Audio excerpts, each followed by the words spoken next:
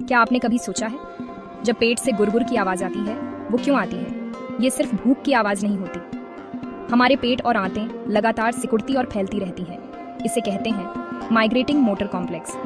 इसका काम है पेट के अंदर बचा हुआ खाना, गैस और तरल पदार्थ आगे बढ़ाना। जब पेट खाली होता है तो ये मूवमेंट तेज हो जाती है और अंदर मौजूद हवा और तरल टकराते हैं, जिससे गुरगुर की आवाज बनती है। दिलचस्प बात यह है, ये आवाज तब भी आ सकती है जब आप भूखे ना हो।